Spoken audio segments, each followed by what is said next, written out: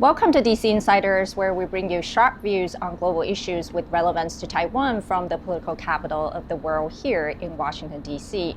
I'm your host, Wenchi Yu. Today, our guest is Richard Fontaine, CEO of Center for a New American Security, CNAS.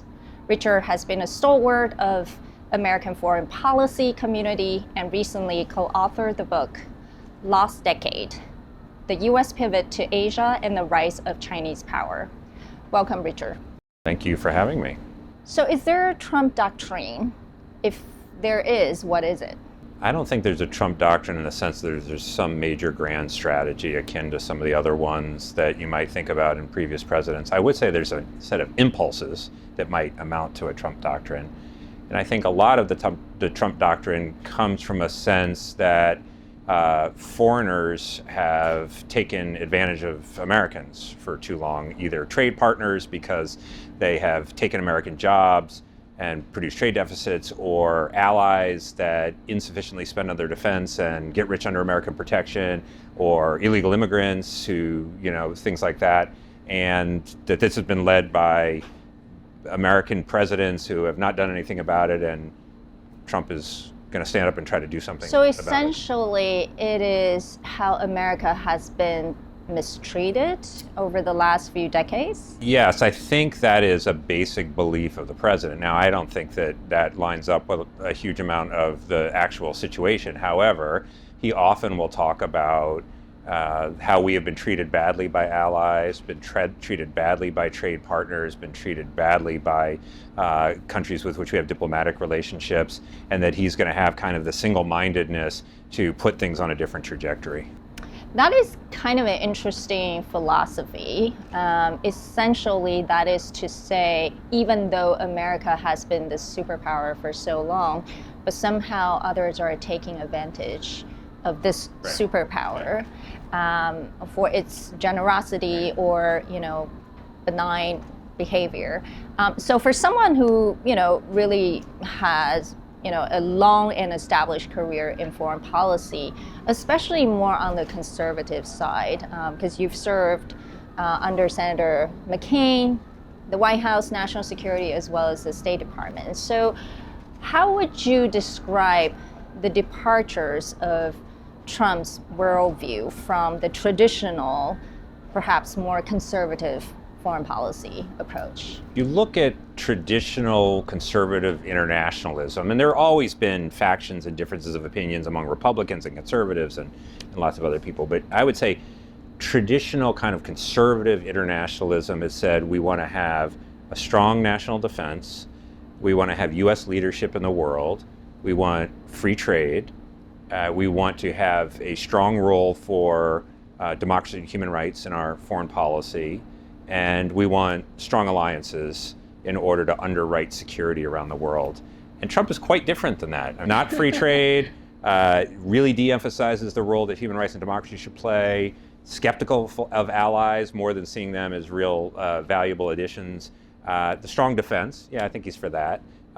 But he for strong defense, he hasn't seemed to really address that. Well, he's talking about $1 trillion defense budget, and that would be the biggest ever and a significant increase from the level of the Biden administration. So I think he does appear to support, a strong defense. But on these other issues, it's quite a different approach than has traditionally been the case over the past few decades. And what does that mean for America today? Well, let's start with the relationship with Europe. Mm-hmm. How has that evolved under the Trump administration? I wouldn't say it's evolved. I would say it has been extremely jagged. I was too kind. I was at the Munich Security Conference earlier this year when the vice president gave what has now become something of a famous speech. I see many great military leaders gathered here today. But while the Trump administration is very concerned with European security and believes that we can come to a reasonable settlement between Russia and Ukraine, and we also believe that it's important in the coming years for Europe to step up in a big way to provide for its own defense, the threat that I worry the most about vis-a-vis Europe is not Russia, it's not China, it's not any other external actor. And what I worry about is the threat from within. the retreat of Europe from some of its most fundamental values, values shared with the United States of America. The Europeans were expecting to hear what the plans were for negotiating with Russia over Ukraine, maybe some talk about how they needed to spend more on defense. But instead, they got a speech talking about how there was a rupture in values between the United States and Europe, that freedom of speech was under threat in Europe and so forth. That was not what they were expecting. My question is why we should give Russia what they want on top of what they have already done. I mean, attacking Ukraine, annexing territory, occupying territory, and now offering something on top of it. I mean, I brought this example once. I mean, consider here in America that after the 9/11, you would have sat down with Osama bin Laden and said that, okay, what else do you want? I mean, it's unimaginable. And then, of course, the fact that Trump opened negotiations with Russia and did not include the Europeans was a big shock. And now there are a lot of worries in Europe about Trump's overall disposition toward NATO and the fundamental role of the United States in guaranteeing security on the continent. So they really are trying to figure out what to make of all of this and what to do. What is the alternative if the United States and Europe are in the beginning stages of some kind of divorce proceeding? And how do you explain to them? I mean, because this is not just rhetoric kind of difference, right? Yeah. I mean, there's a clearly different kind of rhetoric when the US leadership is speaking to Europe. But substantively, there seems to be some real difference as well. And how would you describe it? I mean, are we seeing a change in the security architecture in the post-Cold War kind of era? No, you're not yet. You're not seeing a security architecture. I mean, now you see Europeans talking about having their own army, an EU army or something like that. I can remember when I was an undergraduate studying for a year at Oxford University, writing papers on what a European army would look like, and we're no closer. I haven't been in college in a long time, and we're no closer to it now, really, than we were before. So there's talk about doing things. Germany is changing its constitution, allowed to spend more on defense, so it could be more capable on its own. But the Europeans are a very long way from being able to, for example, fight off the Russians if they needed to do so without the United States. And, the Trump administration certainly wants to, I think, reduce the number of American troops. They want the Europeans to pay more for their own defense and so forth. But I'm not convinced that Trump's going to get out of NATO or abandon the security guarantee to Europe. So I think there's probably some middle course where this will end up landing. There's been a lot of, I would say, advocacy for shifting America's focus from the Ukraine-Russia war to refocus on Asia and China. Right. I don't know if that's what your book is about because it says lost decade. Maybe you can help, our audience understand. Yeah. Well, the book Lost Decade it looks at the history of U.S.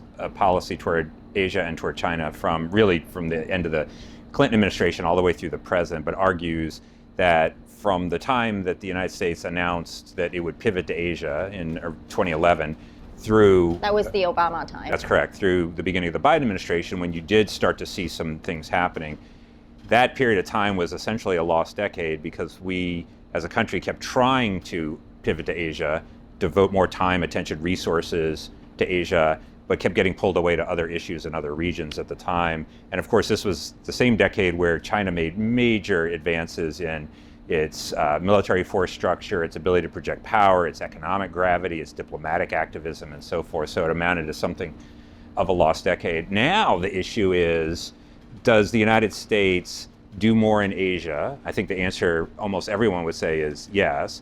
But how? Do we abandon Ukraine and say we won't give them any more security aid because we want to save all that military stuff for Asia? That I think is wrong. But there are some people who have the kind of Asia only as opposed to Asia first approach. Well, explain the nuances, right? Yeah. So if everyone agrees that China should be the ultimate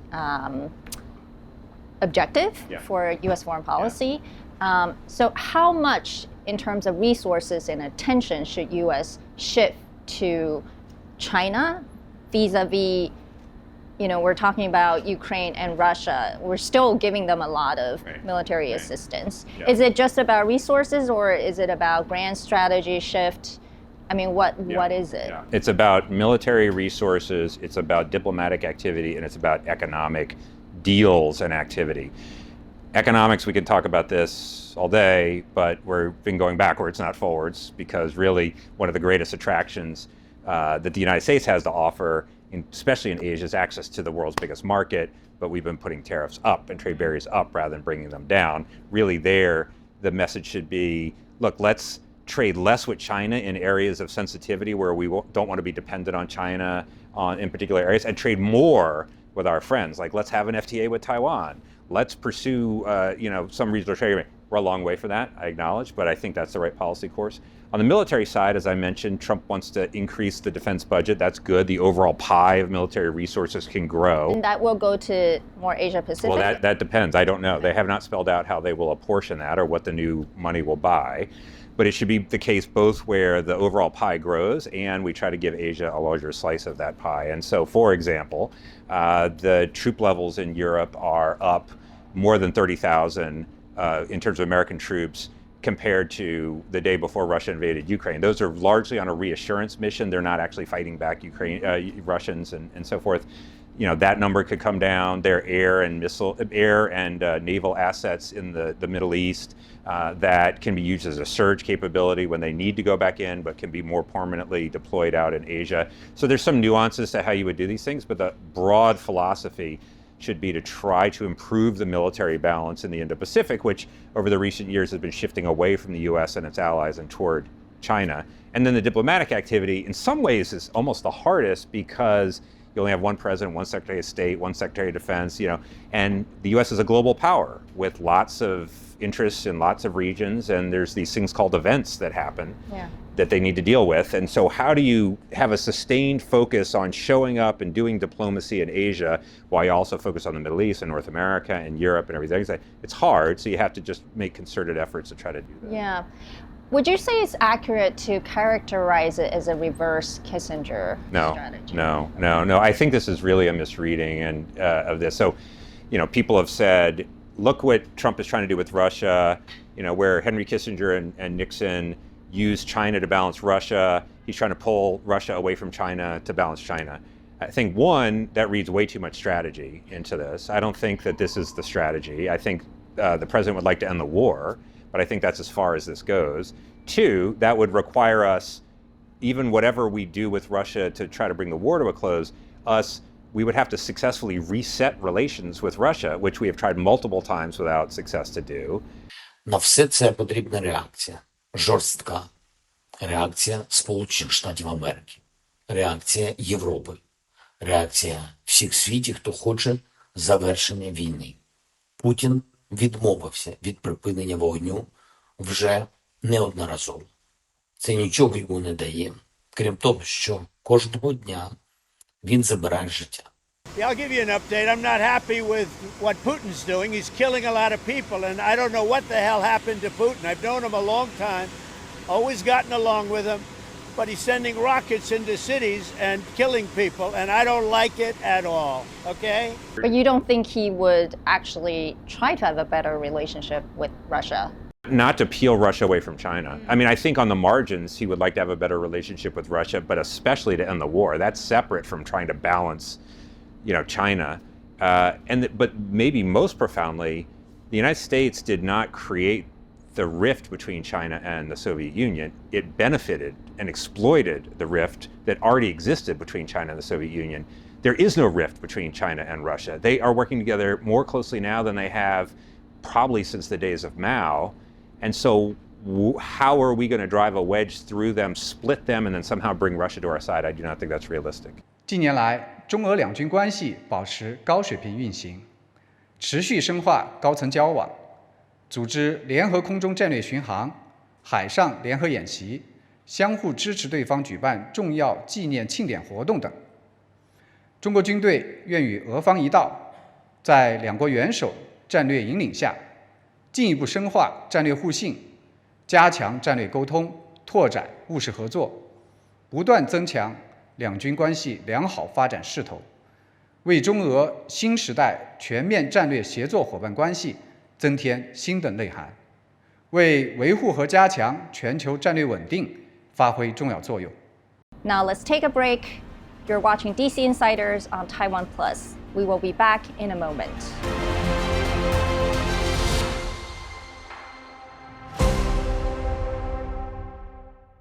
I'm Joyce Dinh in Washington, D.C., and you're watching TaiwanPlus News, a voice of freedom in Asia.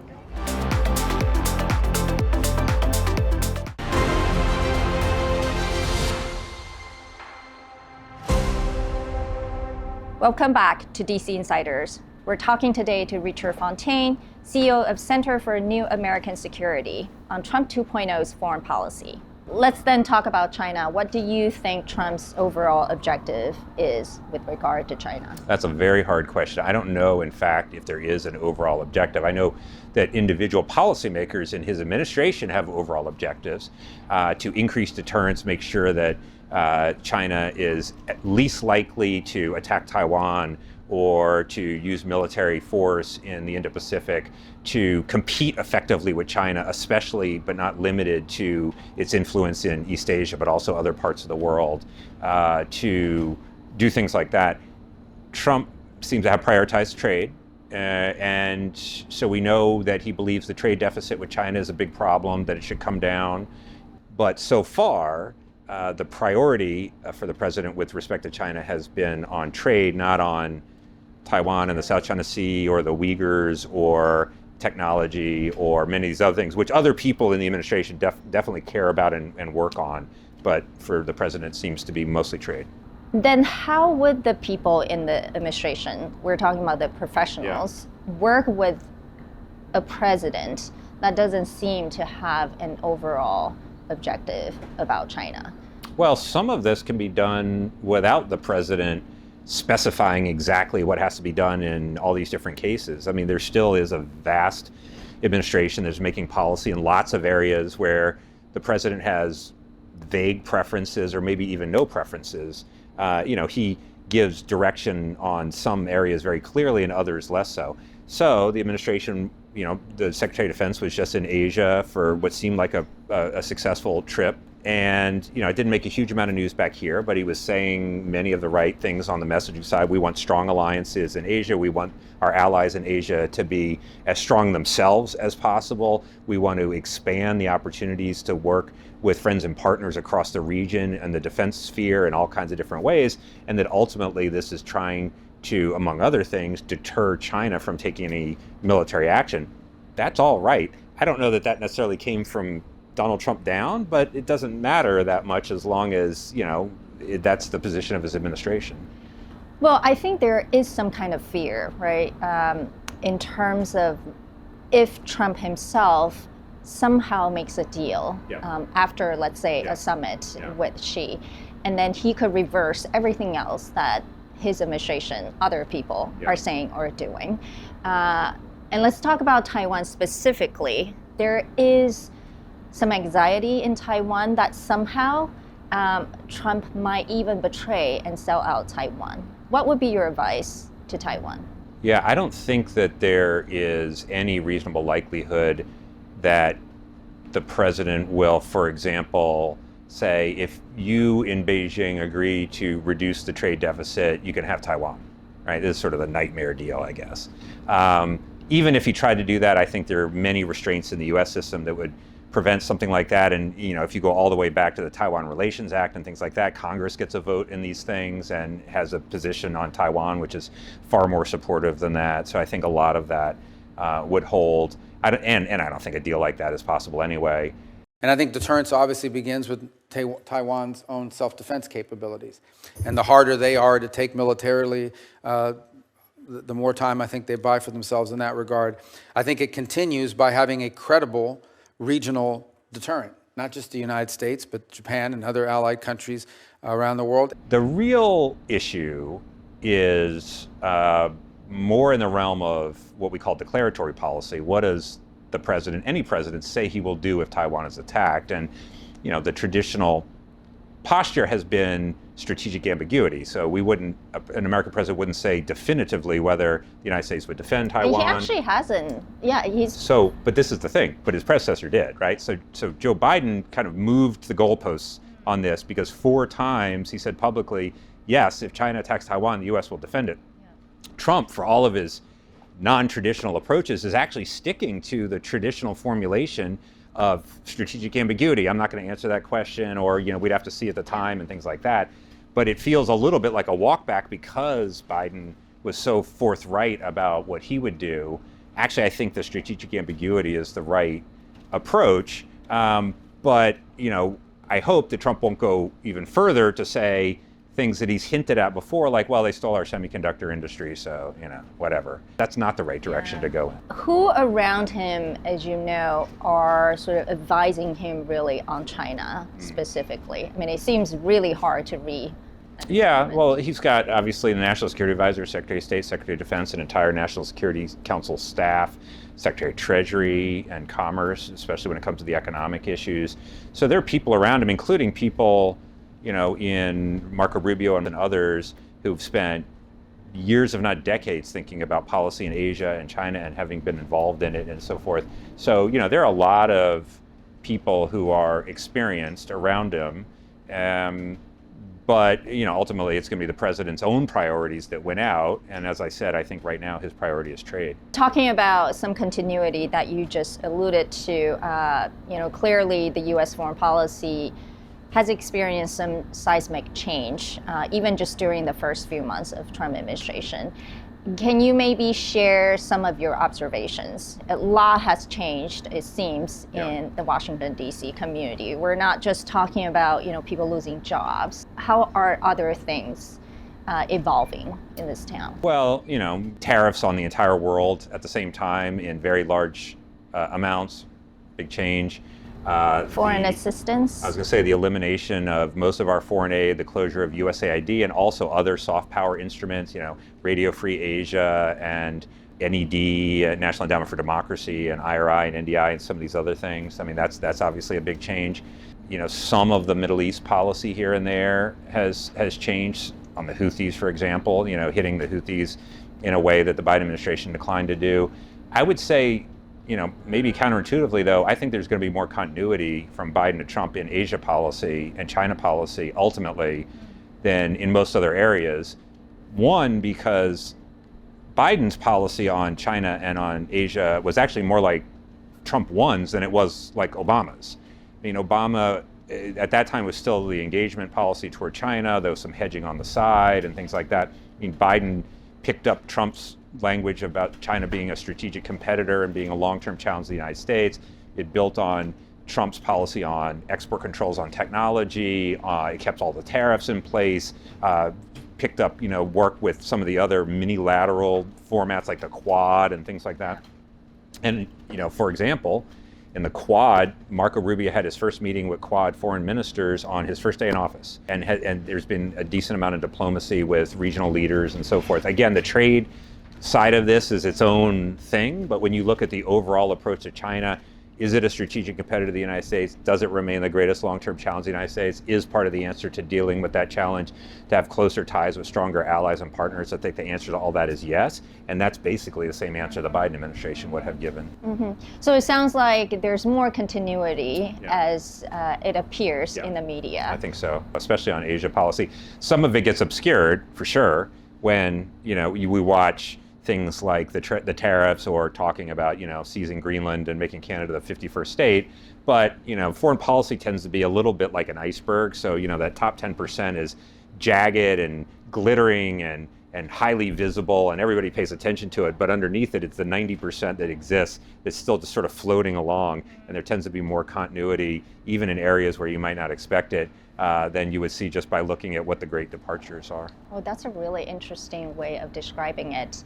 Lastly, what would be your advice to Taiwan at this moment? Well, I think Taiwan has starting to move in the right direction, particularly on defense. I mean, I think it quite obviously has to take seriously the potential threat from China, which just, practiced a blockade again around Taiwan. Do you have an opinion in terms of what percentage of the budget Taiwan should spend? More is the answer, but I don't know precisely what percentage of the budget would be right. And it also depends on how you spend it and what your plans are.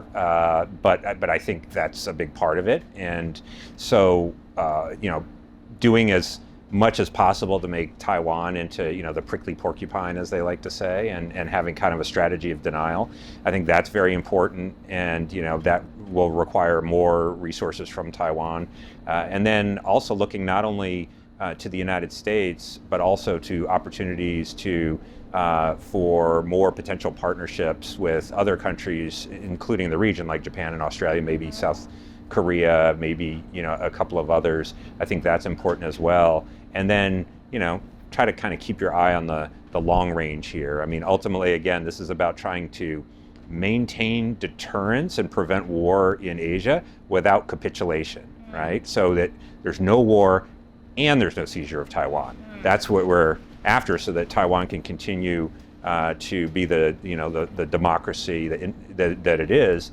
And I think that can be done, but everybody's going to have to work together on that. Well, let's hope that with people like you and others who've been longtime supporters of Taiwan, that Taiwan can continue its security and prosperity. Well, thank you so much for joining us today. Thank you for having me. Thank you for watching DC Insiders. Please follow us on social media to get the latest episode. See you next time.